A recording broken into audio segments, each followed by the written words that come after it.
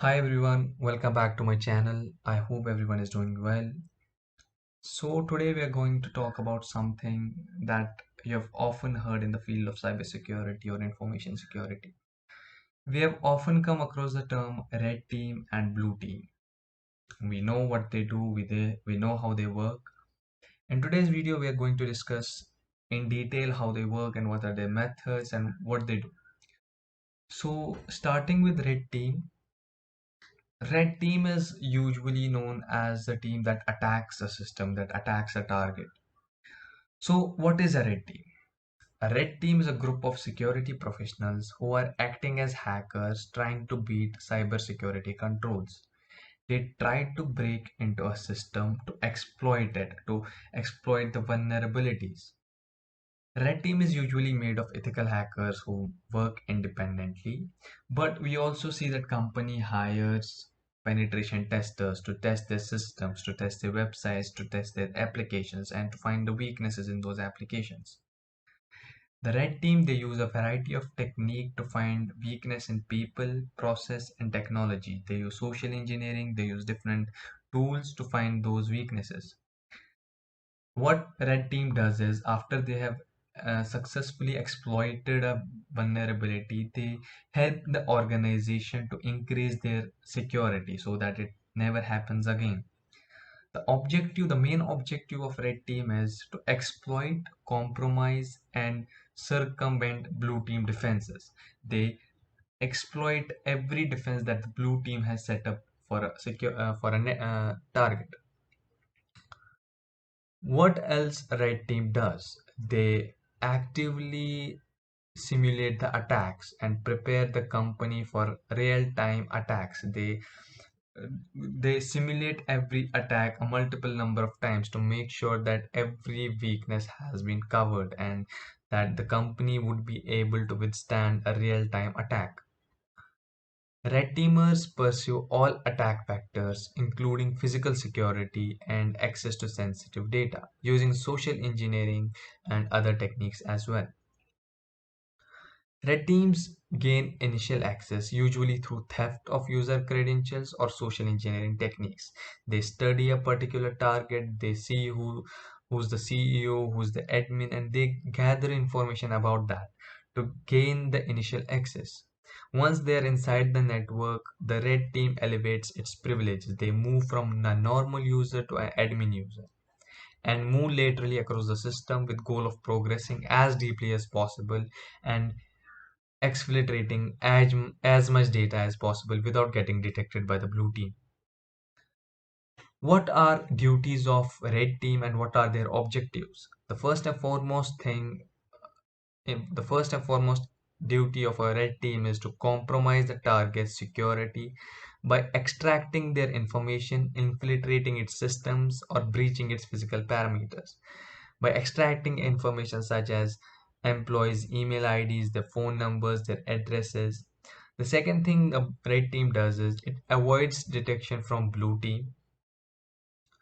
Money attacks occur over a fleeting period of time, making it extremely tricky for the blue team to neutralize the threat before the damage is done. Red team exploits bugs and weaknesses in the target's infrastructure. Then they highlight those gaps to the team to fix it. They initiate hostile activity, including sophisticated penetration testing, giving a reliable assessment of the blue team's defensive capabilities. They test how good the blue team's defenses are. What are red team methods? What are the different methods that a red team uses? Initial reconnaissance, open source intelligence. They use reconnaissance or OSINT for collecting information on the target. They use Google Dorking, they use GitHub Dorking, they check IP addresses. They deploy command and control servers and establish communication with the target's network. They use decoy to throw off the blue team of the scent. They use fake scenarios in which blue team is assessing the fake scenario and they attack uh, some other thing. And they apply social engineering, phishing techniques to manipulate employees into exposing data. They do physical and digital penetration testing. Typically, it's done in vacuum. So now let us talk about different tools that a red team member uses. For reconnaissance, we use Nmap, SQLmap, Nikto, OSINT, Maltego. For weaponization, we use social engineering. Now, social engineering we can say that it is the one of the best weaponizing techniques. We use Metasploit, we use Beef, we use Hashcat, we use Kingfisher. For privilege escalation, we use PowerUp, we use Broot, we use Mimikatz, we use Bloodhound, and for control, command, and complete, we use EvilURL, we use Empire Project, we use Cobalt Strike, Puppy, and PowerShell. So this was all about red team. Now let us focus on blue team. What is blue team? As we all know that red team stands for offense and similarly blue team stands for defense. Blue teams they don't get as much as attention as red teams do, but we should know that blue team is as much as important as red team.